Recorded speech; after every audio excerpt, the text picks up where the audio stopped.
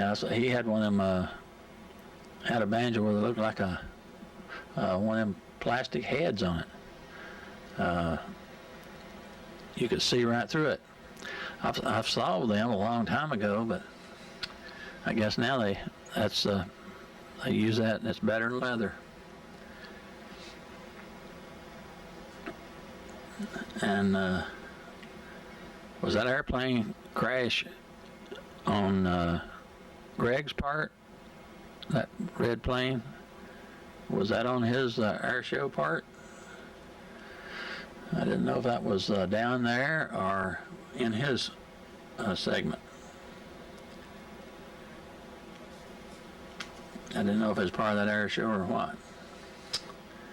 But Greg had some good stunt flying there. Well, that guy could fly that plane inverted all right, couldn't he? That kind of reminded me of us flying radio control, because we fly a lot inverted like that, upside down. But on Greg's part, you could hear the audio from making the dough. And I thought, well, what's going on here? I'm getting that audio. And I said, well, I'm using my new Sony 1000. And I believe I did select mix on the menu so that it would play both the hi-fi and the linear track at the same time. But so I wasn't sure. But I believe what happened was when you inserted that video, you didn't hit the audio button too, so that it would erase the linear track.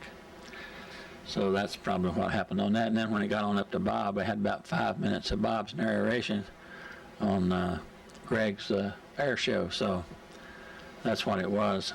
It didn't race out the linear track.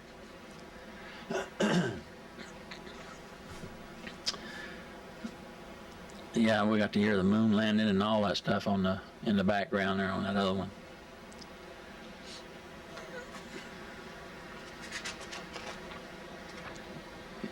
Yeah, Bob, digital video. That was some more digital video camera. Yeah, it was about the size of a pack of cigarettes, looked like. And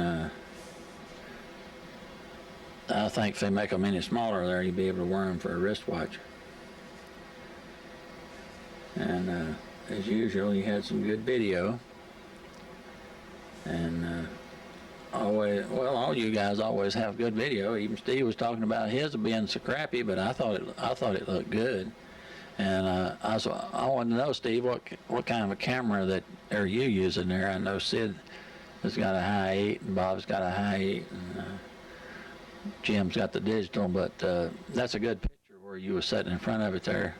And I was just wondering what kind of a camera that was. So when you think of it, mention that.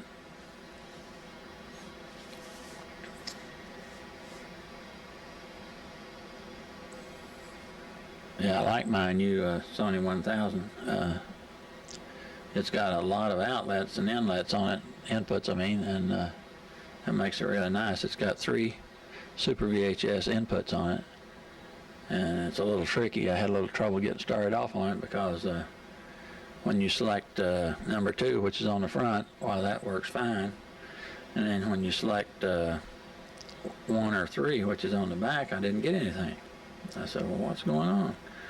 And so I got the book out to check it out, see if there's any secret to it. And sure enough, there was. There's a menu that you pull up on the screen, and you have to select which either 1 or 3, Super Video or Standard.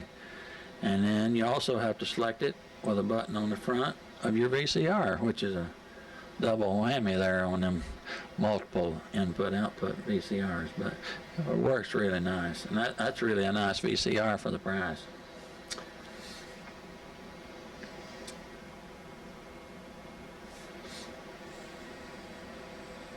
Now I'm glad that Bob finally got a little better there with that cold, man. Me and him both have been sick. I had 3 colds since Christmas. My wife had the flu, and Bob was sick for I don't know how long. And every time I talked to him or Jim, either one, they'd say, well, Bob ain't doing too good. And I heard you said your daughter had to go back for some more tests or something there, Bob. I hope everything turned out good with her.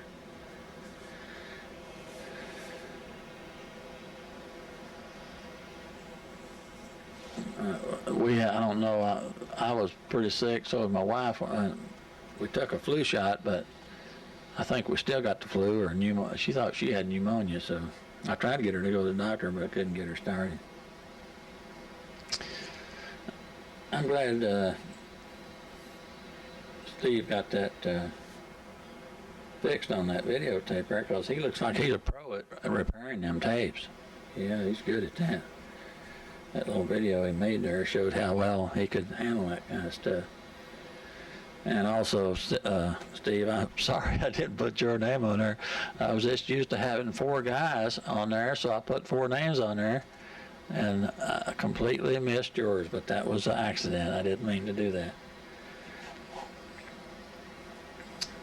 And I thought your 3rd generation there didn't look all that bad, really, because 3rd generations don't look too good anyway, but I thought that looked as good or better than most 3 generation tapes. Except for the glitches, you know, which you have that a lot of times, especially if you don't have flying erase head. You'll be taping over tape that hadn't been erased, and then that causes you to have rainbow stripes and all that kind of stuff. But now they're coming out with new VCRs now with 2 flying erase heads, so that it double erases it right behind the record head, so that you don't get anything in between the 2. Or the old ones, your erase head was off there on the side like your linear audio, and so there was, like, 10 seconds or so before from the head over to the audio head, which was stationary, and that caused a great big piece of tape there that had color video on it, and you was taping over that without it being erased. Now you can insert over it and cover it up, but you can't tape over it and cover it up unless it's been erased. That's why I got that erase head on there. I've got a lot of my tape that I made with my first camcorder. Well, it wasn't a camcorder, it was a video recorder back in 1980, and they didn't have flying erase heads back then, and you get that color bar across the screen, which sometimes it would be a narrow stripe like a pinstripe, and again it'd be a 1/4 inch wide or 1/2 inch wide, and that would slowly go down.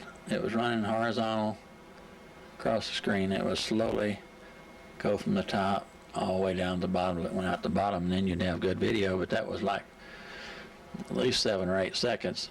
And it would do that a lot of times if you backed your tape up to tape over something. You would have that bunch. It hadn't been erased. Okay, let's see what we got next here now.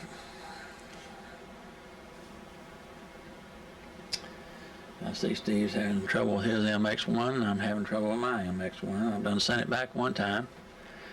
One time it messed up, and I sent it back. I guess that was last year. Now works good on the RCA connectors, but on my Super Video inputs, it's all snowy when you start to switch. And so I got to bundle that thing up and send it back and get that straightened out, because I've got my AB roll editor hooked up and 3 Super VHS decks, so I can do everything in Super VHS, and then you have to run it through the MX1 so you can do AB roll, and then it don't work. It'll work on the RCA, but not on that. It starts that snowy stuff when it starts to switch. So back to them. Mine will go too there, Steve. Yeah, some of you mentioned about the, I think it was Jim and Steve, saying that the camera would shut off on him when he was, after a few minutes, and Jim said that's because the tape was in it. Well, that is on most cameras, that is true, but some cameras will shut off whether there's a tape in it or not. It'll wait about 5 minutes and kick itself off. My AG450 is one, for example. I use it to transfer slides or snapshots to video, but even with no tape in it, you have to reset the thing about every 5 minutes because it kicks off. But all my Shark ones, you can take the tape out and it'll stay on all day. So that just depends on what brand you got, I guess, and how they set it up. Well, I apologize again for this video, especially to Sid and Steve, because this is what they say all the time. But like I told you a while ago, I recognize these ponds here where they kept boats back then, but everything else was totally different. And then Sid was talking about his cruise. We've been talking about a cruise for a long time. My wife is afraid of water, and she says, I don't know about, going on no cruise where you can't see land. And her sister and my brother-in-law, which is on this tape here that we've been running, she's afraid of an airplane. So we wanted to go somewhere, fly somewhere. We wanted to fly up here even, instead at Cincinnati from South Carolina, but she's afraid to fly. My wife's afraid of water, so we can't seem to get together. Now her sister kind of wants to go on a cruise, and but my wife's a little leery of it. And then my wife's been on an airplane and she loves them, but her sister is afraid of them. So we can't get no happy medium. We just have to drive everywhere we go. We usually go to the beach. Either this is where we went to Wilmington, and then next year we went to Myrtle Beach, and then went to Charleston because we got some relatives down there. We went down there to the shipyards and stuff, and I enjoyed it, but I'm a little leery of them airplanes, especially when it goes to flying over water. My daughter was in Hawaii for 2 years when her son was over in the service at Schofield Barracks, and they lived right down on the beach there in Honolulu.